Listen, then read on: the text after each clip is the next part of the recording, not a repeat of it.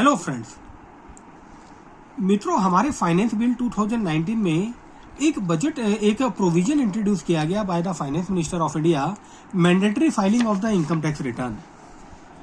It is a mandatory clause 4 है finance bill 2019 का, mandatory furnishing of income tax return by certain person.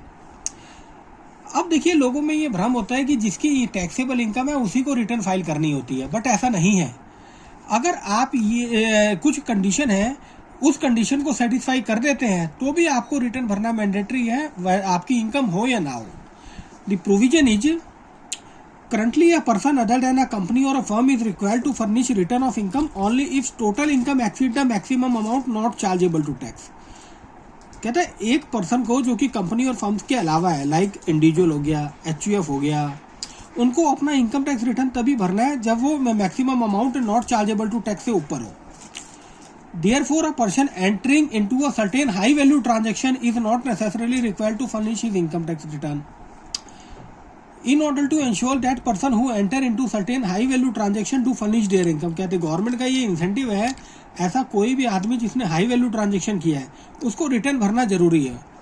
It is propose to amend section 139 of the act. ये जो section 139 में amendment आया, ये finance act 2019 से आया, so as to provide that a person shall be mandatorily required to file his return of income if during the previous year he has deposited an amount or aggregate amount exceeding 1 crore rupees in one or more current account maintained with banking company or cooperative bank। अगर किसी individual ने या किसी HUF ने अपने current account में during the previous year 1 crore रुपए से या उससे ज्यादा पैसे जमा किए हैं तो उसको भी इनकम टैक्स रिटर्न भरना जरूरी है, वेदर उसका इनकम टैक्सेबल बनता है या नहीं बनता। Has incurred expenditure of amount or aggregate amount exceeding 2 lakh rupees for himself or any other person for travel to foreign country। अगर कोई आदमी फॉरेन कंट्री में ट्रैवल करता है और 2 लाख रुपए से ज्यादा का खर्चा कर देता है, then he is required to furnish income tax return। Has incurred expenditure of an amount or aggregate amount exceeding 1 lakh rupees towards consumption of electricity। अगर उसका इलेक्ट्रिसिटी का बिल 1 लाख रुपए से ज्यादा आता है ड्यूरिंग द प्रीवियस ईयर तो भी उसको रिटर्न भरना जरूरी है। Fulfil such other prescribe condition as may be prescribed. जब भी ये word as may be prescribe लिखा होता है तो यहाँ पे सीबीडीटी के पास पावर होता है, central board of direct taxes के पास, कि वो कोई भी कंडीशन बना सकती है। Further, currently a person claiming rollover benefit of exemption from capital gain tax on investment in specified asset like house, bond, etc. is not required to furnish return of income if after claim of such rollover benefit his total income is not more than maximum amount not chargeable to tax।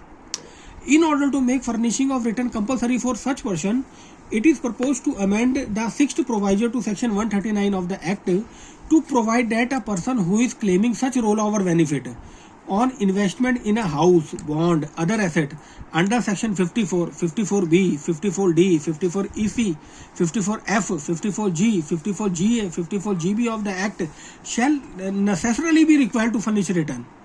अगर आपका capital gain exemption लेने के बाद भी कोई taxable income नहीं बनता तो भी आपको रिटर्न भरना जरूरी है if before claim of the roll over benefit his total income is more than the maximum amount not chargeable to tax.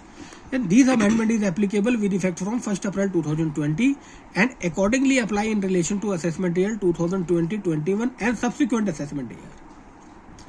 Thank you। जय हिंद।